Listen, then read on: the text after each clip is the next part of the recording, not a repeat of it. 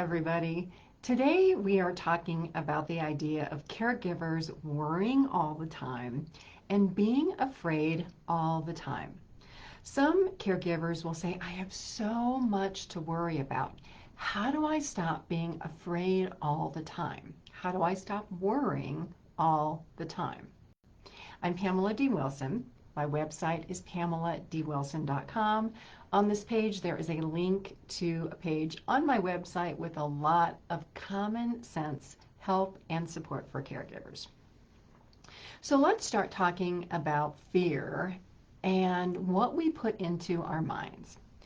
Many times, fear drives thoughts of scarcity and worry and all of these things that are going to happen to reduce our life to something smaller.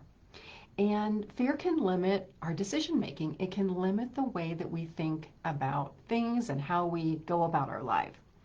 Instead of being afraid all the time and thinking, oh, we're going to lose this and this is going to happen, what if instead we put things into our life that are helpful and positive that can help resolve all these things we're afraid about? So how does this happen? You could be a caregiver for a parent or a spouse, or maybe you're married and you have a husband or a wife that needs care, and then over here you have children.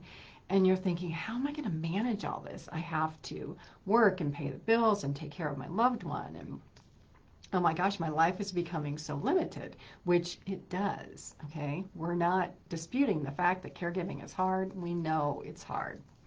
But in caregiving, a lot of things can happen that relate to health and financial issues, being able to pay for care.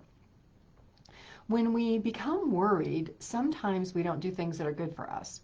How many of us have ever been afraid to go to the doctor because we're thinking, oh, if I go, it's going to be bad news, instead of, wow, if I go, maybe the doctor can help me and I can figure this out and this problem can be resolved.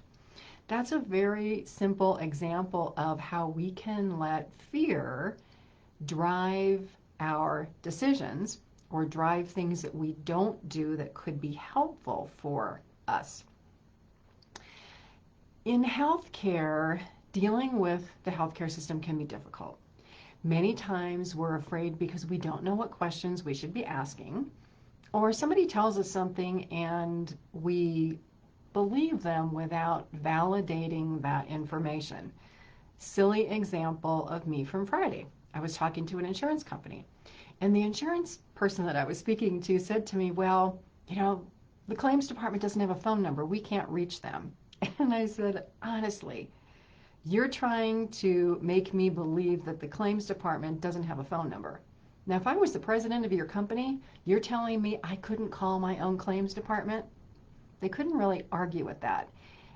They just didn't want to let me know that they could help, or that they could call the claims department, or that maybe I could get the claims department phone number. Sometimes when we work with people, we have to be smart enough and logical enough to know what questions to ask. But as caregivers, if you've never been in this situation before, you may not know what questions to ask. So this is where I go back to the foundation of the importance of putting things into your life, putting a caregiver support group into your life, taking a caregiving course from someone that you trust, or consulting with someone that you trust to give you reliable and proven information about experiences that you don't even know can happen. This is what the putting into our life can do for situations that we are scared to death to deal with, or situations that we don't know. It's the act of being able to ask questions and ask the next question and the next question and the next question to get the help that you need, so that you are not constantly in fear of, oh my gosh, what's going to happen next? Or I don't know how to deal with this. A lot of help and support exists out there, but we have to be willing to put that into our lives. And as caregivers, sometimes we can feel too busy. Oh, I don't have time to call this person, or I can't join a caregiving support group, or I can't take a class.